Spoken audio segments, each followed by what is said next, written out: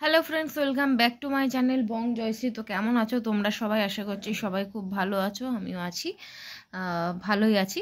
তো এখন যে ভিডিওটা নিয়ে আসলাম সেটা হচ্ছে টিনাকে নিয়ে।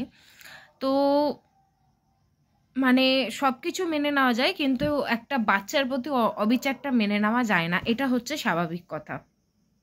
তো আম, আমি ওর পরকীয়াকে যেরকম সাপোর্ট কোনোদিনও করব না, কিন্তু আবার এটাও ঠিক যে একটা মানুষ কি পরিস্থিতিতে পড়ে এই কাজটা করেছে সেটাও আমাদেরকে বিচার করে দেখতে হবে। আমি আগেও বলেছি যে ম্যান্ডি আর টিনা দুজনের কিন্তু পরিস্থিতি আলাদা ছিল, ঠিক আছে? তো টিনার বিয়ের 5 বছরের মধ্যে আমরা সেরকম কিছু টিনার মধ্যে দেখতে পাইনি, কিন্তু হঠাৎ করে কেন দেখলাম। তো তবুও করাটা উচিত না। তবুও করো, তুমি যখন 5 বছর একজনের সঙ্গে রিলেশন মানে বিয়ের পরে 5 জনের সঙ্গে মানে একসাথে কাটিয়ে দিলে, একটা বাচ্চা হয়ে গেল, তারপরে সেই বাচ্চাটার মুখের দিকে তাকে অন্তত অ্যাডজাস্ট করাটা উচিত ছিল। যাই হোক, সেও করতে পারেনি, কি কারণ কি না কারণ সব কিছু ঠিক আছে। টনদীপকে তো সাপোর্ট করার কোনো প্রশ্নই আসে না। এই হচ্ছে একটা চালবাজের ছেলে, মানে সব সময় চালাকি করে চালবাজি করে কত নম্বরের 2 নম্বরই করছে। ছেলেকে বিক্রি করে কিভাবে মানে ব্যাংক মোটা করছে, ঘরে জিনিসপত্র ঢোকাচ্ছে, সে তো এখন সবার সামনেই। গিফটের নাম করে নিজের শখ পূরণ, শুধু ছেলের নাম করে ছেলের মুখ দেখিয়ে, এটা তো চলছে। কিন্তু টিনাকে আমার কিছু জিনিস দেখে আজব লাগে যে সত্যি নিজের আমার যতদূর জানি একটা বাবার থেকে একটা মায়ের তার সন্তানের প্রতি টান বেশি থাকে বা থাকাটা উচিত। তার কারণ একটা মা কিন্তু 10 মাস সেই সন্তানটাকে গর্ভে ধারণ করে, মানে একটা মেয়েই ওই বাচ্চাটাকে 10 মাস ধরে ফিল করে নিজের মধ্যে। 10 মাস এখন তার আগেই হয়ে যায়, যেহেতু সিজারিয়ান হয় সেহেতু 9 মাস 8 মাস 8 মাস 9 মাস সে কিন্তু তার মধ্যে বাচ্চাটাকে ফিল করে। মানে এইটুকু থেকে মানে একটা শরীরে রূপান্তরিত হয়। 2 কেজি 3 কেজি একটা ওয়েট বাচ্চাটার হয় মিনিমাম জন্মের সময়, আমরা জানি।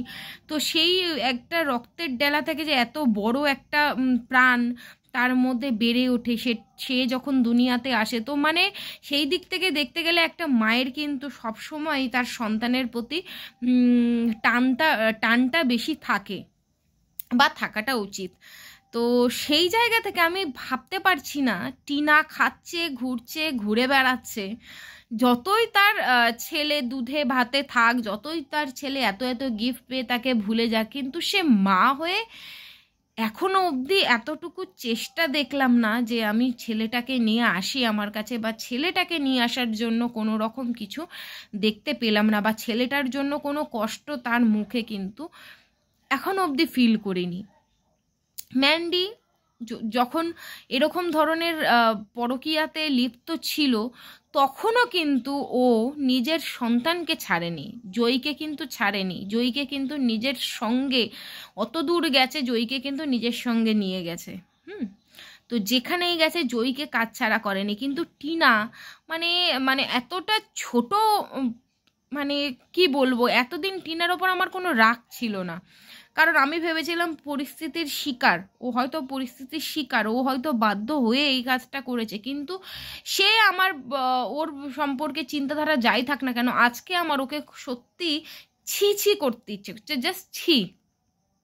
কারণ সে তুই কার সঙ্গে প্রেম করছিস, কার সঙ্গে কি করছিস, এখন তোদের মধ্যে ডিভোর্স হতে চলেছে, তুই ওই বাড়ি থেকে ওর সঙ্গে সব সম্পর্ক ছিন্ন করে চলে এসছিস, ঠিক আছে, কিন্তু একটা মা হয়ে তার মধ্যে মানে এতটুকু বাচ্চাটার জন্য কোনো দুঃখ, সে ঘুরে বেড়াচ্ছে, এটা কিনছে ওটা কিনছে, ঠিক আছে, সব কিছু মানা যায়। একটা মা হয়ে যাওয়ার পরে একটা মেয়ের সব স্বাধীনতা বিসর্জন হয়ে যায় না, সেটা জানি।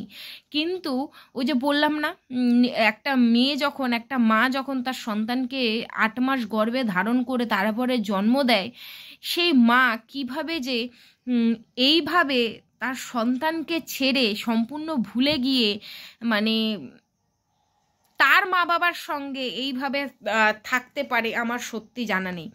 আজকে তোকে যখন মানে টিনাকে যখন তোর মা বাবা বিয়ে দিয়েছিল, তখন তুই তোর মা বাবার কাছে দেখা করতে যাওয়ার জন্য বা বাপের বাড়ি যাওয়ার জন্য অধীর আগ্রহে বসে থাকতিস সবসময়। এই নিয়েও অনেকবার অশান্তি হচ্ছে যে আমাকে বাপের বাড়ি যেতে দেয় না, আমিও তো আমার বাবার মেয়ে, মা বাবারও তো আমি সন্তান, মা বাবারও আমার দেখতে ইচ্ছা করে আমাকে।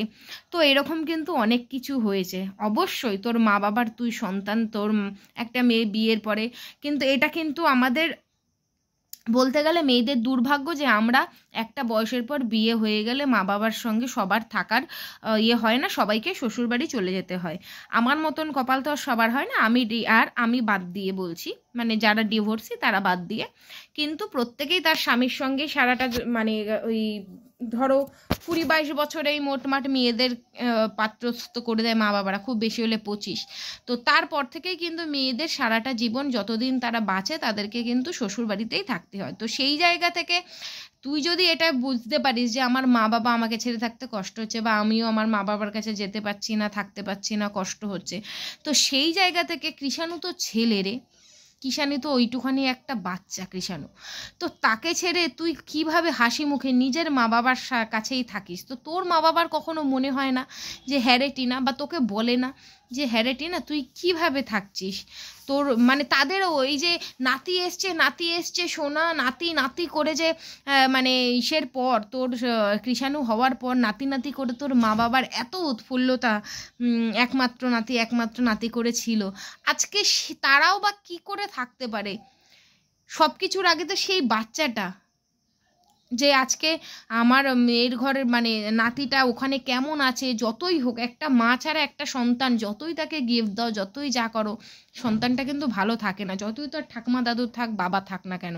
একটা মা যেভাবে মানুষ করবে সেইভাবে না তার দিদা দাদু, না তার ঠাকুমা দাদু, না তার বাবা, না তার মামা পিসি, সবাই পর একটা মা ছাড়া কেউ ওরকমভাবে বাচ্চাটাকে মানুষ করতে পারবে না। কিন্তু সেই জায়গা থেকে আমি দেখতে পাই না, না টিনার বাড়িতে না টিনার মা বাবার মধ্যে মানে কোনো রকম এতটুকু বাচ্চাটার জন্য কোনো রকমের ইয়ে থাকে না যে না ওইটা তো আমারই সন্তান, তাকে ছেড়ে আমি কষ্টে আছি। এত আনন্দ করে বেড়াচ্ছে, এত দাঁত কেলাকেলি হচ্ছে, অথচ কারোর মুখে একটা ফোঁটা কৃষাণুর জন্য মানে একটু কষ্ট এখনো অবধি দেখতে পেলাম না। এটাই আশ্চর্য লাগে। যতই হোক সবথেকে আগে যদি সত্যি সন্তানের প্রতি টান থাকতো না, টিনার সবথেকে আগে যেটা চেষ্টা থাকতো সেটা হচ্ছে নিজের সন্তানকে নিজের কাছে নিয়ে আসা, তার জন্য জান অবধি দিয়ে দিতে পারে। মানে একটা মানে ঘটনা শুনেছি আমার বান্ধবীর মুখে, মানে একটা পাগলি সে প্রেগনেন্ট হয়ে যায়, মানে কি মানে এরকম তো নরপিচাস পুরুষ রয়েছে সমাজে, তো সে প্রেগনেন্ট হয়ে যায় এবং ফুটফুটে একটা পরীর মতো রাজকন্যা সে জন্ম দেয়। তো সেই পাগলিটাও তার ওই সন্তানটার ধারে কাছে কেউ গেলে তাকে মানে মারতে ছুটে যেত।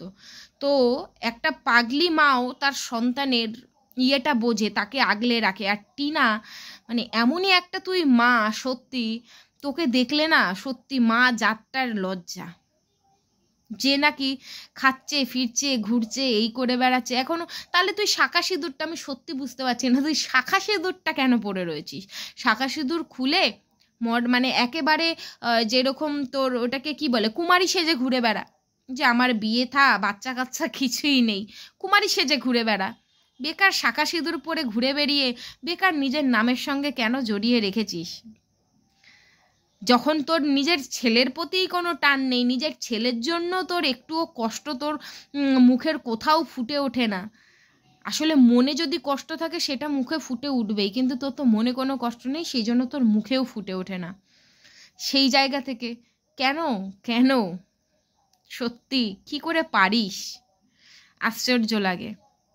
খেতে দিতে পারি না, ঠিকঠাক মতন আশা পূরণ করতে পারি না, তারপরেও দুটো সন্তান। আমার আরাধাকে অনেকে নিতে চেয়েছিল যখন ছোট ছিল, এতটাই কিউট যে ওকে অনেকে নিতে চেয়েছিল, যাদের মেয়ে নেই, যার সন্তান নেই, দেইনি, কোনোদিনও ভাবিনি। না খাইয়ে থাকবে, আমি যদি না খেয়ে থাকি ওরাও না খেয়ে থাকবে, আমার যদি খাবার জোটে, আমার ফ্যামিলির যদি খাবার জোটে, ওর কি বেশি হয়ে যাবে? ভাবতে পারে না যারা সত্যিকারের মানে ফিল করে না, তারা কোনোদিনও পারে না এই কাজটা করতে। জানি না এই টিনা কী করে পারে। ভগবান তোকে সুবুদ্ধি দিক, যাতে অন্তত সন্তানটার প্রতি তোর একটু মায়া হয়। আসলে তোর টান নেই বলে না, হয়তো তোর ছেলেটারও টান নেই। যতই তার ঠাকুমা দাদু তার থেকে দূরে রাখুক না কেন, তোর যদি ওর উপর মায়া থাকতো, তোর যদি টান থাকতো, তাহলে ও ঠিকই তোর কথা জিজ্ঞাসা করতো। যাই হোক, এটাতে অনেক মতবিরোধ হবে। তো কেউ মত প্রকাশ করবে, কেউ অমত প্রকাশ করবে। সেই জায়গা থেকে দাঁড়িয়ে একটা কথাই বলবো, তোমরা তোমাদের অবশ্যই কমেন্ট মানে জানাতে পারো কমেন্টে। তবে এইটা বলা মানে এটা নয় যে এই টনদীপকে আমি সাপোর্ট করি। ওনার মতন অসভ্য, মানে একজন তো সন্তানের প্রতি কোনো ফিলিংস নেই না, সন্তানকে ফিরেও দেখে না, আর আরেকজন হচ্ছে সন্তানের মুখটাকে বিক্রি করে করে করে করে করে করে আজকে ঘর ভরে যাচ্ছে, ব্যাংক ব্যালেন্স ভরে যাচ্ছে। হায় রে কৃষাণু, তোর সব আছে, তোর ভর্তি ভর্তি গিফট আছে তোর ঘরে, তোর শোয়ার পালঙ্ক আছে, কিন্তু তোর জীবনে না একটা সঠিক মা আছে, না একটা বাবা আছে। সত্যি কৃষাণুর জন্য কোথাও না কোথাও এখান থেকে খারাপটা লাগে, সিরিয়াসলি। ভগবান সবসময় ওকে ভালো রাখুক, সুস্থ রাখুক, আর এর মা বাবাকে সুবুদ্ধি দিক যাতে বাচ্চাটাকে দেখে।